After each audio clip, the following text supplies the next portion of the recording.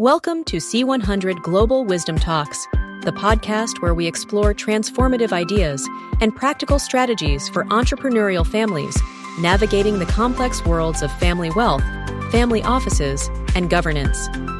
Danny Kurtesh and Jan Petka are your guides on this journey as we uncover insights from the world's most brilliant minds and thought leaders shaping the future of intergenerational success. Before we dive in, let me introduce C100 Global, a peer network for entrepreneurial families and families of wealth. Our mission is to empower families to build meaningful legacies and become thriving 100-year families through a focus on dynamics, governance, and strategic collaboration. And now, let's start our conversation. Hello, everyone. Welcome to the next episode of the Global Wisdom Talk. And I'm very grateful to have Hughes once again in our talk today. And for all of our listeners who have never been there in our audience, the C100 Global Wisdom Talk is just the great round of the forethinkers and moving shakers in the world of wealth and families. And I'm Jan Petka. I'm the co-founder of C100, and I will play the ball over to my colleague and partner, Danny Kurtesh in Zurich. Thank you very much, Jan. My name is Danny Curtis. I'm also co-founder of C100, and thank you very much, Jay, to be with us this morning, your early morning, our afternoon here in Europe. We're having the second of, let's say, at least three series that we're going to do with Jay Hughes for the listeners who haven't heard the first episode where we talked about wealth is well-being. I urge you to listen to that episode because it's mind-blowing for the ones who don't know the concept.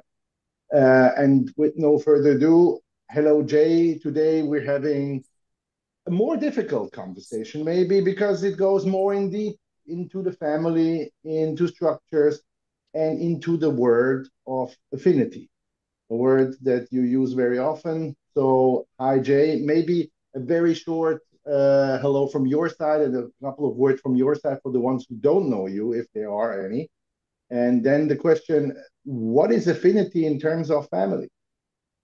Danny, good morning. Good afternoon there. Jan, good morning, afternoon there. And welcome to all of you who are taking your time, which is your treasure, to join us this morning. Thank you. We are all three of us very much grateful in every way. I have been a lawyer for more than 50 years with major law firms around the world, had my own firm.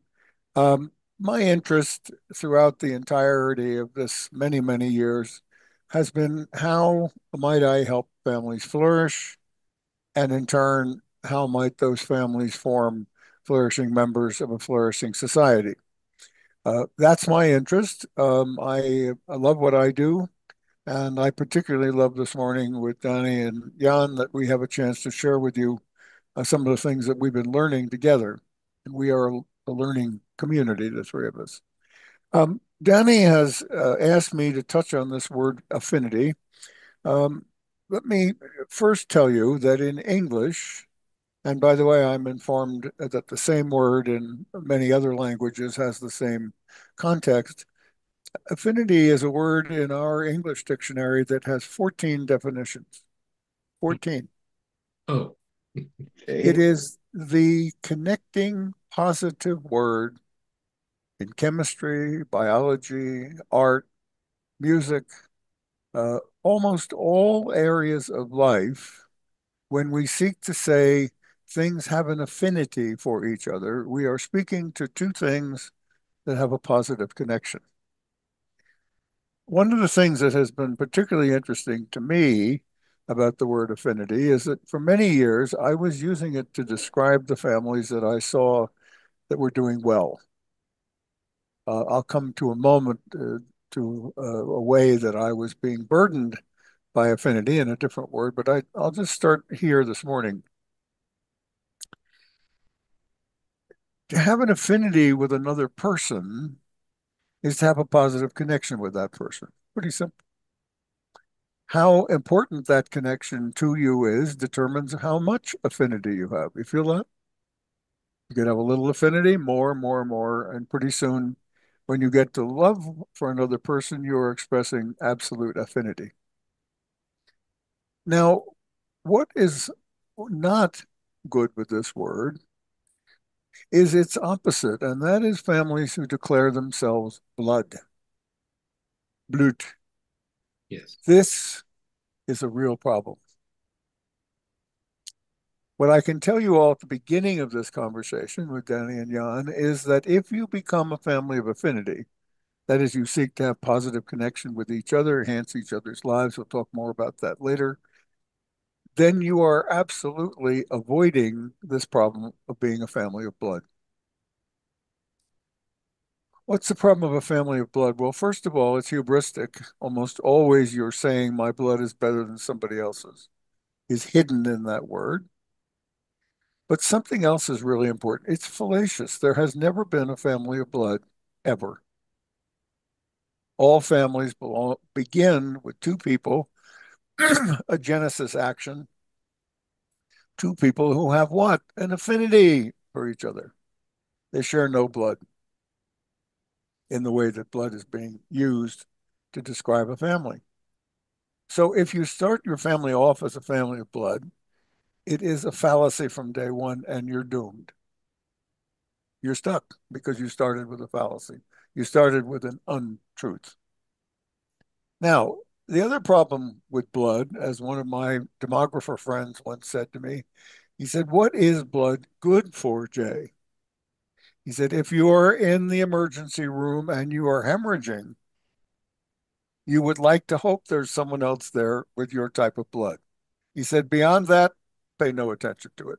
There's really nothing to do." So this great difference between affinity and blood is huge in outcome. So I want to say one thing more on affinity because I want to get back to the questions. But I've already said this. I'm going to repeat it because I think it's a great place for you to begin to think about this question. If I have an affinity for you, I have a positive connection with you. Already family begins to grow and thrive. Already the fact that we have an affinity, that we have a positive connection for each other. To the extent that we explore that affinity, to the extent that we enable it to grow, we are increasing the capacity of our family to thrive. If we really grow a family of affinity, we get to a point that's really quite remarkable. And that is we become interested in enabling the enhancement of the life of each other on a consistent basis. I'm going to say that again. If we really become a family of affinity, we seek to enable the enhancement of each other's life on a continuing basis. That formula will take you a long way toward being a flourishing family. That's a great entry point in our discussion today, Jay. And I will ask you just, to quite honestly, there are not so many families who want to become or to come together just as a family of affinity. Can you share just from your experiences in what forms they families especially distinguish themselves from the mass and in how they structured actually? Have they found just a magic circle or something like that? How they different from the great masses, and what can or should be probably should many families learn from this families of affinity? Well, Jan, spirit matters. We might later this morning talk again about the five capitals and why spiritual capital is the most important, as we did at our first conversation, but people can go back and listen to that. Um, Jan, everything good in life, in my experience, so this is just Jay's experience, Yes. begins with an aspiration. In Latin, that is the underlying language of many of our listeners, you have ad spiratu, to spirit, aspiration. Everything good in life begins with an aspiration, doesn't it? Then the question is, does it inspire us? Mm-hmm. Is the aspiration so important to us that it inspires us to do something? And then, as we laughingly say, there's lots of perspiration to get to whatever the goal is you want. Yes.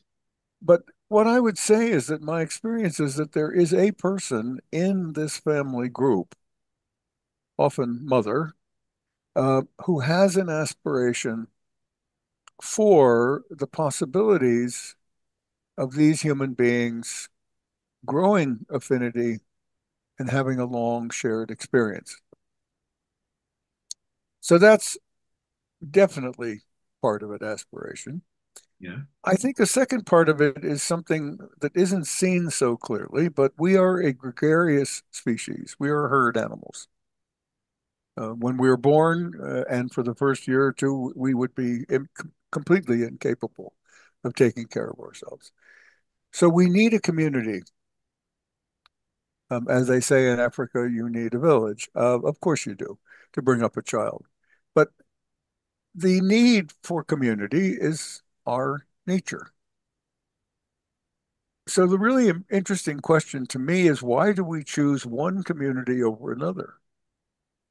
Ah, this is very subtle, isn't it? So without getting too far afield on this question of families that do well, um, just for our listeners' immediate thought is, are you a welcoming family? Mm-hmm. Oh, what's Mr. Hughes saying? Well, you can't make this journey without lots of new people joining you. Oh, and if you're not welcoming, guess what? They will choose someone else. So if you want the kids to stay around when they couple, you better be welcoming. That's affinity. I welcome you. My mother was always one for having saying, if you're stupid enough to want to come to our family, come on. She was a good German woman, by the way. Yeah, come on, why not? uh, but this question of welcoming, this is affinity. And I'll say one more thing, so it's too long an answer, but there is a very deep reality, and this might be something on another time we want to talk about it as itself. There's this very deep reality because we have to find a group to join. We can't make it alone. There is inherent in that decision of affinity to join this group, not that one. There's a very deep reality, and that is I'm going to make a promise to all the people in that group that I'm joining that I will help them enhance their lives. And here's the really complicated thing. I can't know, even if they say they will help me, if they will. You say that again. I know what I can do, but I cannot know what they will do. But I do know that if I don't make the first move, if I don't say I'm in, I have affinity love for you, I will seek to enhance your life, then there's no likelihood that they're going to reach back to help me. This set of promises, by the way, is not made at the beginning. No, it's made after years of experience of each other, isn't it? Most people might make that promise 3 or 4 times in a whole lifetime. Yes. So this is a very, very serious moment in a family's life. And that's why in one of my books, and then I'll end this long dissertation, I said every family must have a moment where the next rising generation makes a new social compact to continue. Essentially, they rise up, they have experiences, they're welcome, their thoughts, they're interested, and then comes a moment for them, for that rising generation, where it says we have the affinity to go another generation, and it's based on that set of promises.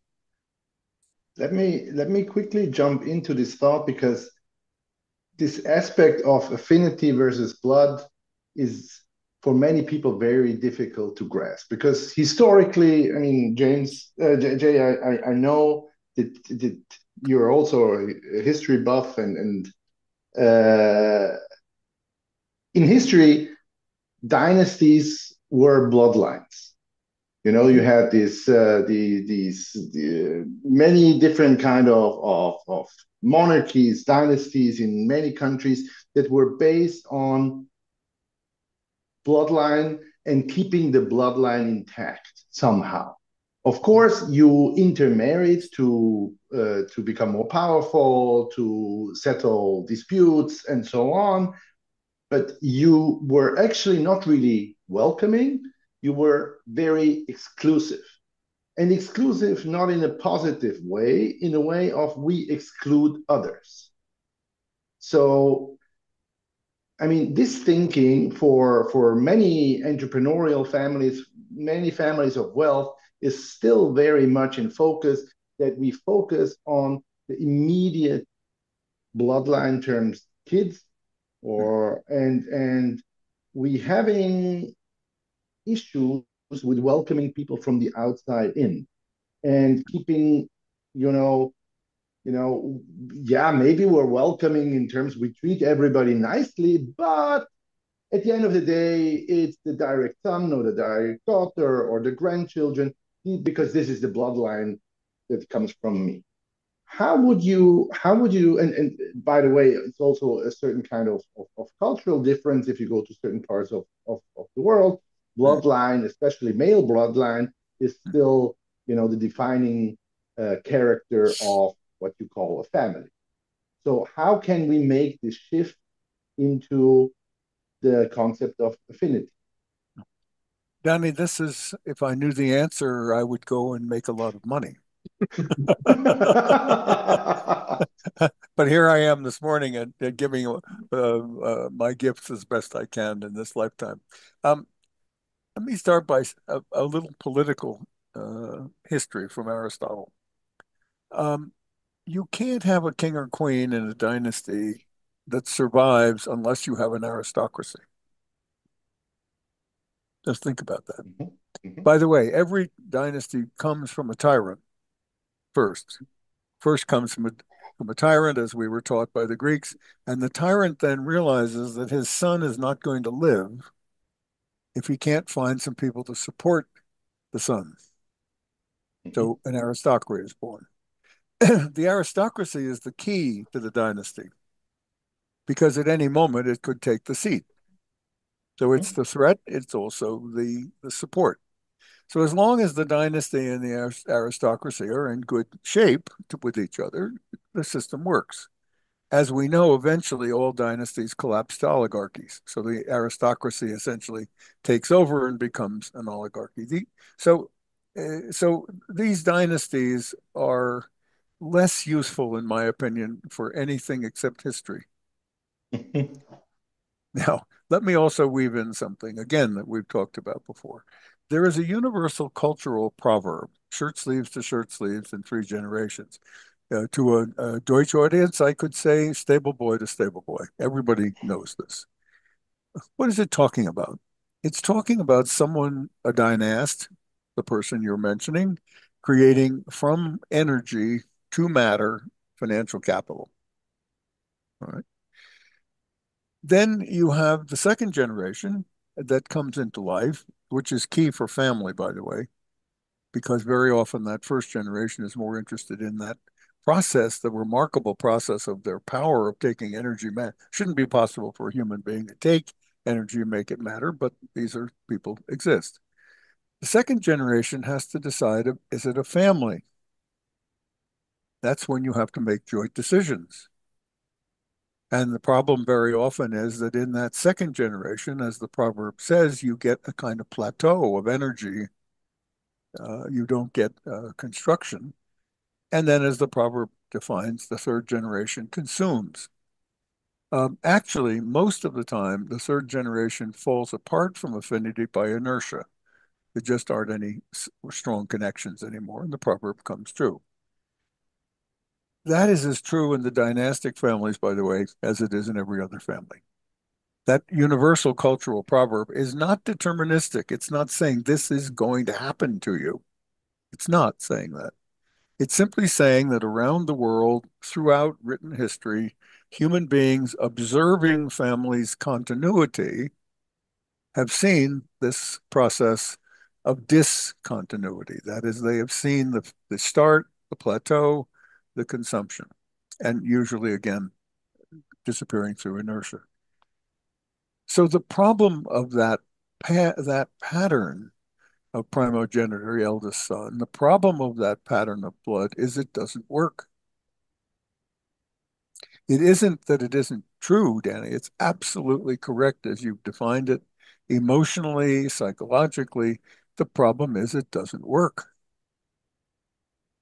So this is one of the issues that the proverb, remember, the proverb is basically looking at the families you're describing.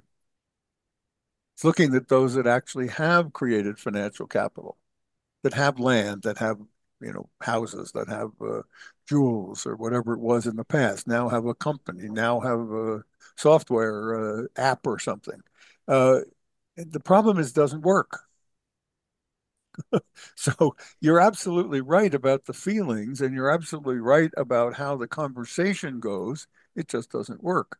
So the the real question is, can the family recognize that the one asset it most needs is new affinity from outside of itself, just like every other living organism? And if it can recognize that its future lies in those who choose to join its journey, and it's practicing affinity, it's practicing being a welcoming family, then it has a very good chance that it will not fall to the proverb. Provided one very important thing, back to aspiration. I know these are long answers, but this is the way it works. There has to be someone with that aspiration that you should reach the fifth generation, enhancing each other's lives. That aspiration, that spiritual premise must be present, not because we are better, but because we care about each other's well-beings. We care that our wealth is our well-being. We care that each person's boats rise. Each person's boat rises. So the problem of the thought process, let's keep it tight, let's keep it in our bloodline, is it doesn't work. I didn't say it can't work. Please don't anyone listening here, it can't work. I'm just saying that historically, by and large, it hasn't worked. This other model, what I would call the affinity model, not the blood model, works. It just works because you're building positive connections with two people starting from Genesis. You're actually doing what your original aspiration was in family, not the business, not collecting money, but family was Genesis, positive connection between two people, right? Right. So, Jay, if I have understood you correctly, you expressed that actually the family itself will begin in a generation two. Yes. Yes, that's my opinion. So, what what kind of groundwork should be done in a generation one that these these generation two have the opportunity just to build up a family, if you want. That is such, and this is trite, a really wonderful question because practice matters. Yes, aspiration is important, inspiration, but now we're to perspiration. Yeah. Now we're asking a different question. We're saying, okay, if I adopt the inspiration of affinity and seeking to enhance the individual lives, I adopt wealth as well-being as a philosophy. How shall I practice? Well, I would say, first of all, the question of freedom must be looked at. And if we begin with the aspiration of family, then we must look very frequently at the rising generation's aspirations. Who are you? What are you interested in? What might you contribute? Do you think you'd like to come along on this fishing trip? Want to come down to the business and take a look around? All kinds of things, incremental things that create curiosity.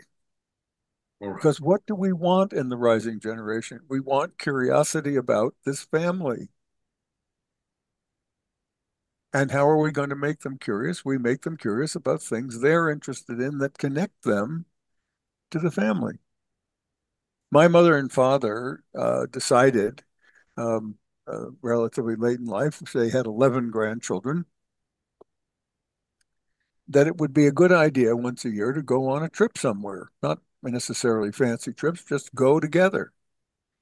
The 11 grandchildren, we are not a family of six. Let me be very careful. We're just average people. But the 11 grandchildren, third generation, are all in touch all the time. Great. Why? Because they grew up in touch. It's not unnatural for them to be in touch because my mother and father did something unnatural.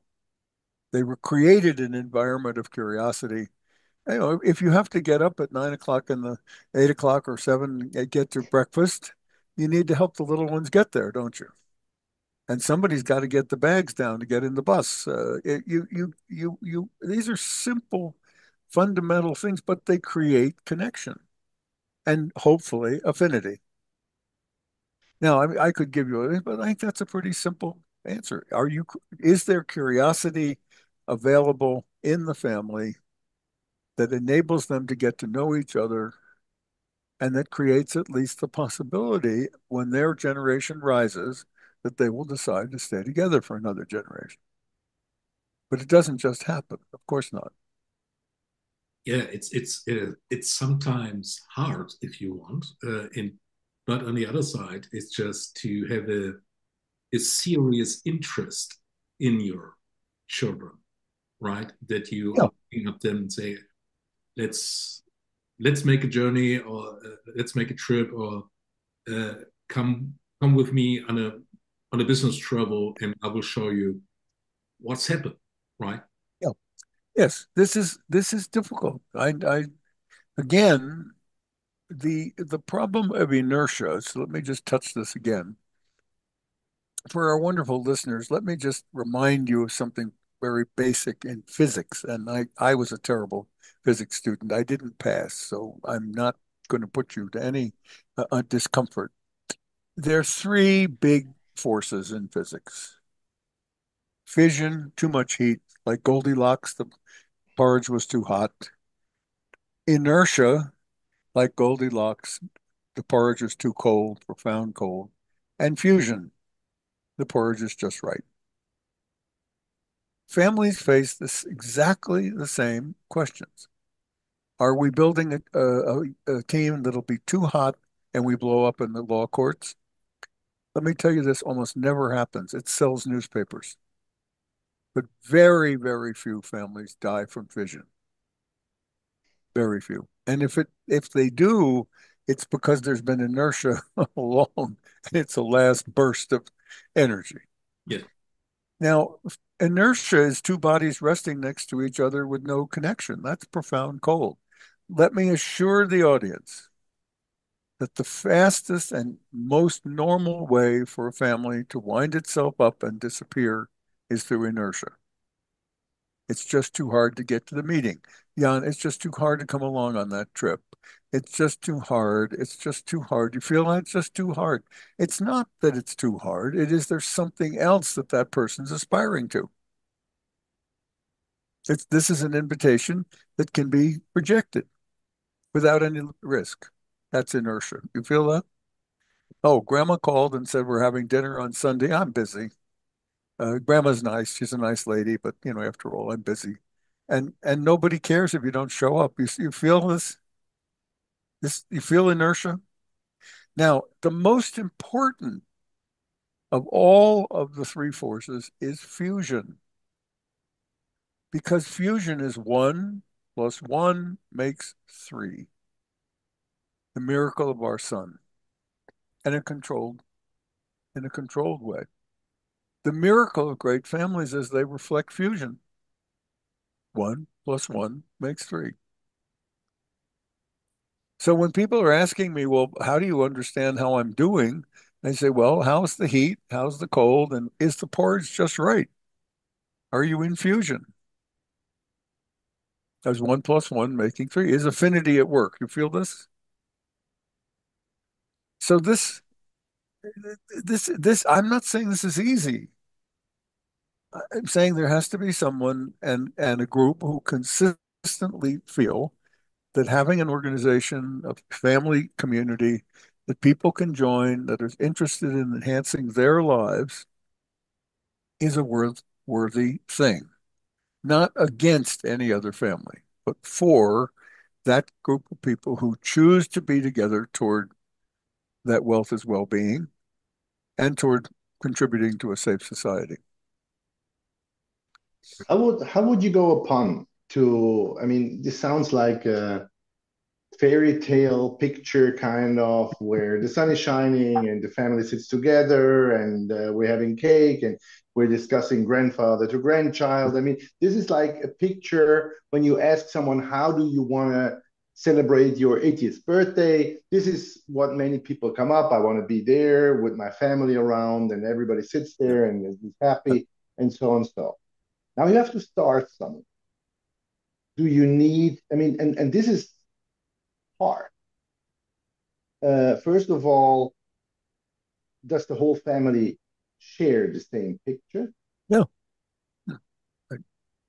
Do you have people, do you need people that are like the family champions that push forward this idea of affinity? And last but not least, uh, what if family members don't want or don't get along or have conflicts that are tearing the family apart? What is there some kind of a recipe that you would say, these kind of things need to be there, we need to have a consensus about ABC, and then we can go along, and then we have to reevaluate while we're going, or how would what's the secret recipe? Okay. All of the above. Everything you said. All of the above. But this is the human condition. None of us is being silly this morning, but this is the most serious, most complicated thing anybody ever does. This is really hard work. Now, does it help if you have in a rising generation member a leader from behind? The way the Chinese understand Lao Tzu's great says the greatest leader, that we get this from China, is the one whose followers say we did it ourselves. Yes. If you have in every generation, if you're lucky enough to have a leader from behind, you do very well. By the way, in every generation, if you have a great person de confiance, like the two of you, who perform that function from outside, oh, that's a very great blessing too. Not make trusts and companies and partnerships and stuff. No, actually worry about whether all the family boats are rising all the time. Somebody's watching.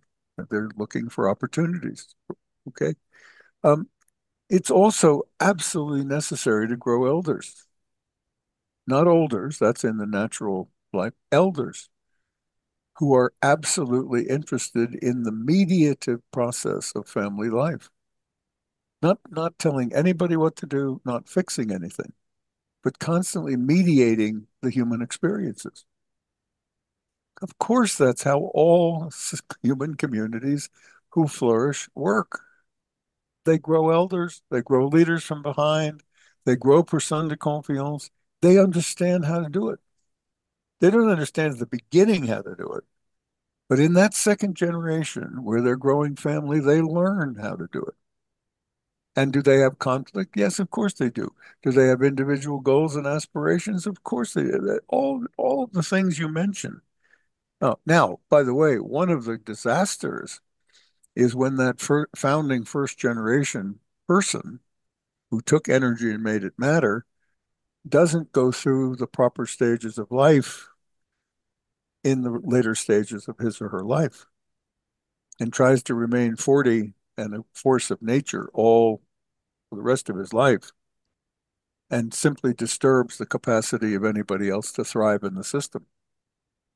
This is so common as to be almost trite and so tragic and so not natural. And this is the poem of Ozymandias that we talked about the last time, that colossus that had fallen in the desert, that all broken down. It said, bow down to me. I am here forever. Yeah, it's a desert, a bunch of stones. It doesn't work. It doesn't work. So all of these things, Donnie, that you've mentioned happen all the time, and they're perfectly natural. They're going to happen. But if you have a leader from behind, if you have elders, if you have a person de confiance, you're likely to have building blocks that survive those events because the system has a way of correcting and rebuilding itself. And also, if the system, I say this again, is built around seeking to enhance the individual life experiences of each member on a consistent basis, then the leaders of the family are looking for opportunities to do that. Now, again, I'm not saying that all the things you mentioned aren't going to happen. But what you didn't mention, and no disrespect, is a system that is looking for all the positive places it can act. See the difference? It's not Pollyanna. This is really, really hard work, but it's looking for those opportunities. Maybe even creating these opportunities. Oh, oh my goodness. What did you say? Oh my goodness. Really? I can't imagine.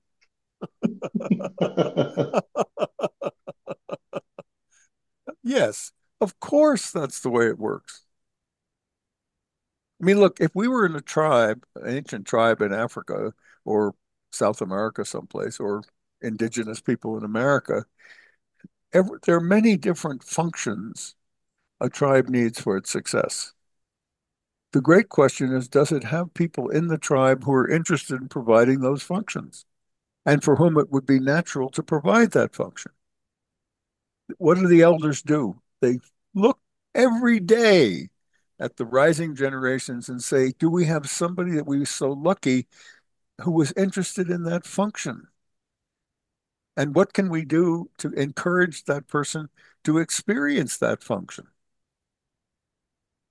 Mhm. Of course they do that. Their survival actually depends upon it. One of the difficulties in modernity is we don't get enough to see each other often enough to actually know the answers to those questions. So then we have to, as you said, we have to create opportunities for us to discover them. Jay, in my head, it pops a question up. Where are actually the blocks to, let's say, is it just that, I mean, if you start as a G1 entrepreneur, you mentioned you take this energy and you create this wonderful wealth or stuff like that, and you think you are the greatest hero in the world, right? Right. It's what it is. Yeah.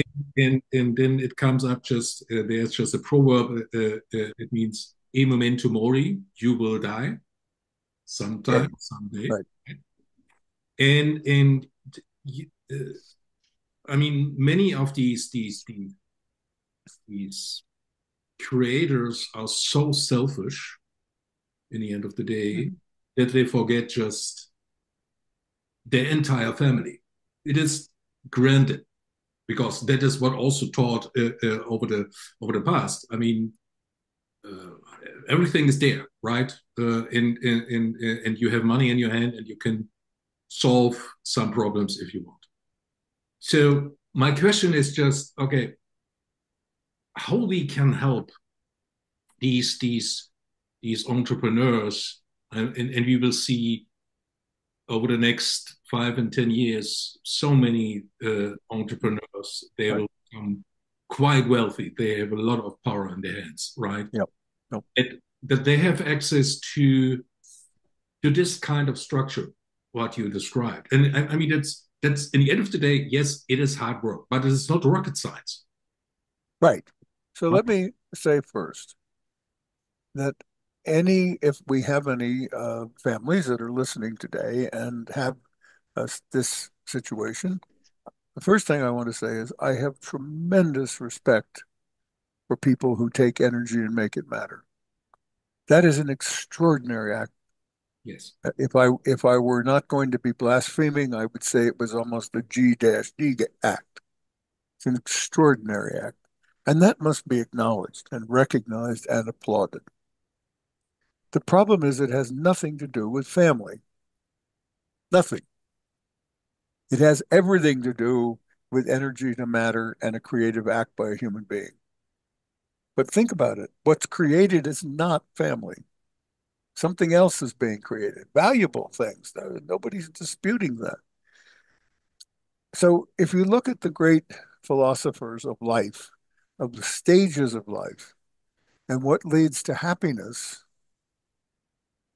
all of them would suggest that the last two great stages of life, one is generativity in the larger context of life, families, societies, not philanthropy necessarily, life, family, societies.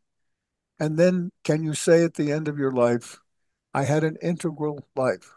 I can say it was worthy. Are all the parts integrating? Nobody is saying that Ozymandias wins the happiness race. Nobody. So there is a great question, in my view, to those who have done this extraordinary thing in life, taken energy, made it matter. What kind of a life do you want in the last 30 years of your life? Up to you. And no yet question of your family. You, what kind of life do you want? If you want to keep perpetuating what you did, bravo. That's your choice. Then do not expect your grandchildren to be very interested in you. Yeah. Fine. Yeah. It's okay. This again, I'm not being silly here. That's okay. Everybody's okay. I mean, with in my Buddhist background, I take everyone exactly as I find them. They're all okay. But if you want a great family, then you have to ask yourself in the last two stages of life some different questions. Do they matter to me? The question we're raising today is for those for whom that question becomes important. I hope we're offering some ways of thinking about then how you do it. And by the way, one of the greatest problems for these people is they have to adopt a beginner's mind because they have absolutely no idea how to do it. Isn't that interesting? You have to accept I don't know how to do this because I'm doing something else incredibly well. So maybe I need to ask my wife, do you have any idea how to do this? Well, great, Pharaoh, I might, but you'd have to do some pretty hard things. Well, what might I have to do? Well, here's one wonderful one. The next time we're with the grandchildren, I want you to tell them what it was like to be 10 years old. What? Why would they want to be interested in that? Because they have no idea that you were ever 10 years old or that you had a life. Or another question I ask when we have a rising generations of 20 and 30s, I ask this wonderful person, did you ever have a mentor? No, no, no. I did it on myself. I'm a self-generated. Really? No one cared about you in your early 20s or your teens? Well, there was Joe down at the plant who took me aside and said, you're not really doing too well here. I think you need to pull up your socks and really, yeah, Joe was really, oh, geez, I had a mentor. Oh, kids go crazy. You see, I mean, I'm not wondering. These are the core questions of happiness if that for that person. If a long-term family is something he or she is interested in. This is what it is to be human, isn't it? Yeah, I would say it's just, I mean, you can call it just in another direction. And my question is more often, um, what will be your masterpiece? What will, Yes, exactly. Exactly. right? And that, yes, it could be that that you get the response to say, yeah, that will be uh, my business, and I put all my energy into it. It's fine. Okay, great. But and I've learned this from you, Jay. Next question will be: have you ever considered Yeah, this, exactly. that this kind of business can be bankrupt tomorrow on each circumstances? I don't know, but will be Yeah. right. And And Jan, also, not to cut, but just say this. What we didn't touch on, but I do want it to be in our notes today in this same conversation. A very important question to ask the couple who have been creating this remarkable enterprise. Is this enterprise your eldest child? Let's be frank. No disrespect to your son, your daughters, but is it your eldest child?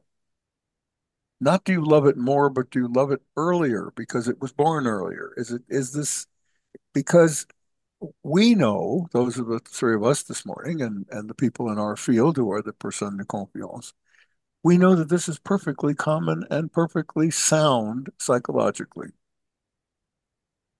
Acknowledgement of it means that you would then recognize that your children have an individuation problem that is different, not unique. It is different. And how they will individuate and then develop relations among themselves to do the joint decision making necessary in their generation is complicated by that. It's not bad or good. The acknowledgement of that reality is not saying, "Oh, I can't say that because somebody will say I don't love my children." No, that's not what we're saying. We're saying be honest. If this business is your eldest child, acknowledge this. yes, Then your children have a chance to understand how they can individuate with you, with relationship with you, when they're in competition with a thing, not another brother or sister. So this again. I'm not being silly or damn. This is just basic stuff. Because if you can't tell each other the truth, then you must be telling something less than the truth. Not a lie, but something less than the truth. yes. And as hard as this work is to create a flourishing family, you cannot do it on less than the truth. It's too If hard. you, yeah, sorry, Jay, this is such a point that resonates very personal since I'm G2 that took over the eldest child of my parents, the company. I ran it for many years and then I dared to sell it, Yes. basically kill it if you want. It's still there. It's under a different rule, different Yep. ownership. And this was very hard for my Mm. parents to comprehend or to live with it kind of. A friend of mine that was in the board at that time said, the biggest luck that my parents have is that I, as a son, sold the company and not they had to. Mm. So this gives them or leaves them as the creator and not the destroyer of things, kind of Right. from a Right. and it took a long time for my parents, especially my father, to understand that what he created was not just the company or only the company. Right. And not only it was, you know, it was us as a family Mhm. with my brother, us together. Mhm. Mhm. Of course, also a certain kind of financial wealth that was Mhm. built, which is yeah, still something that is amazing to me. That Yes. with this history where he comes from, and that he was so successful, and still he referred for a long time to it as my life's work Yes. is Yes. gone. Yes. Is Yes. how do you make maybe boomers, maybe first generation wealth creators understand that even if the company, the active company, doesn't exist anymore or shifts into a financial asset, Mhm. it is still, you know, you still created something. Danny, let me jump in and say this. In the Hindu tradition, there are three forces. Bhakti, who breathes life into the world and then goes behind the curtain, and we live. Then you have Shiva, who represents creation and destruction, use these terms. And then you have what you did, Vishnu, the preserver god. The great question for your father is his feelings, and they're fine. But the really great work that you did was you dynamically preserved that which he created because you turned it into something that was appropriate for your family and for the times. The great family leaders are dynamic preservers. Someone else has done the creation. The great work is generation after generation, dynamic preservation, leading to endurance of the family, not even resilience, something higher. That's what you did. And whether he can understand that or not is not so much the question. The question for us today is you and your brother and your children are intact. You have resources to enhance each other's lives. Nobody, the Hindus are so clear that when destruction is about to come of life, Vishnu reaches in to Shiva and takes back life and throws it back to Shiva in the creation, and we start again. But without the dynamic preserver, by the way, this is also the person de confiance, Jan and Danny, who takes that role? Oh, my goodness, is it important? Oh, my goodness, is it important? But we don't see that always. We don't see that hand reaching in at the moment of possible destruction for the recreation and regeneration in the preservation of what is something that's very valuable, very important. I was going to just say, we said it last time, but I love to think of the Rockefellers. We're coming to the end of our hour, so I'll just say this. I love to think of John D. Rockefeller Jr. Rockefeller's a name I'm guessing to all of our audience that they've heard.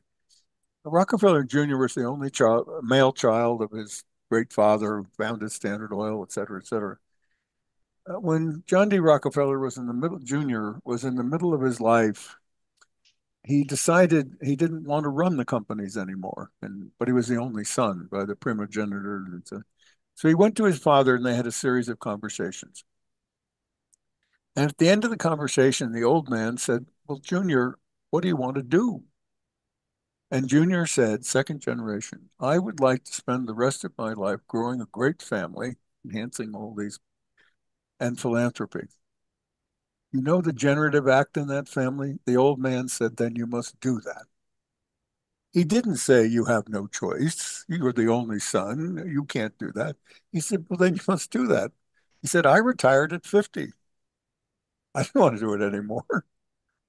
Please, my son." And then the father, here's the really generative part of the story, said, "I'm not doing too well with my philanthropy. Would you help me?" Wow. That's a great argument. It's a Aren't great those story, yes. amazing building blocks? Can't we take something profound? Yeah. So I just want to say this preserving role, this is dynamic in itself. Remember, I didn't say preservation. That's formaldehyde. That's what you get in biology for frogs. But no, I said dynamic preservation. That's an art. That's an art. And great families learn that art. They learn how to dynamically preserve themselves. Why? Because they have affinity. They start with a promise, I will help you enhance your life. I hope you'll help me. They start with affinity. So, Jay, what about, not what about, what a wonderful conversation today. And I've considered I will close our talk today within, let's say, within final question. And I will pick up you just on a little journey. And what I've done, can you imagine? I have done, I put you just in a situation that you're sitting in a classroom.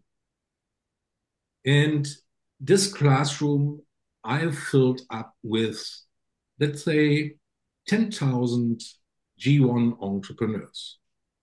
And they're sitting there and they are very curious and they want to listen. What kind of advice would you give them, all these 10,000 entrepreneurs, G1 entrepreneurs, if they have the chance to listen to your words? What kind of advice would it be? Well, the first thing is that when they sit down, they would each have a flower on his or her chair, and they would be obliged to pick the flower up and hold it. Each of them would have a flower. One of the wisest people I ever knew was a lady who said, think of every human being in the world saw a flower every day. Would we have peace? What a magnificent. So each would have a flower. Probably haven't held a flower for quite a long time. And I would ask them to look at the flower. And then I would ask them quietly to go to the most beautiful place on earth with that flower, where they go where they're supremely happy, and sit there, smell it, taste it, imagine it, feel the wonder of that place. And then I would ask them to bring there the people they love the most and have them sit there with them and taste it and smell it and experience it together. And then I would ask them, holding the flower, isn't this your wealth? And then I'd sit down. Great. Such a great picture that you gave us and the audience today. I mean, this is really a lot to think about, and I'm so much looking forward to our next conversation, because there are so many questions that I could go on asking, but we hit the hour, and what remains is to thank you from the heart for this conversation, for the wisdom that you share with us, for the thoughts that you share with us. And Jay, we're really looking forward to our next conversation. Thank you very much for your time. Well, thank you, and thank you to all those who gave us their treasure to take their time to be with us. Namaste. Thank you. Thank you for tuning in to C100 Global Wisdom Talks. If you found today's conversation valuable, be sure to subscribe, leave a review, and share it with others who might benefit. For more resources and insights, visit www.cu100global.com.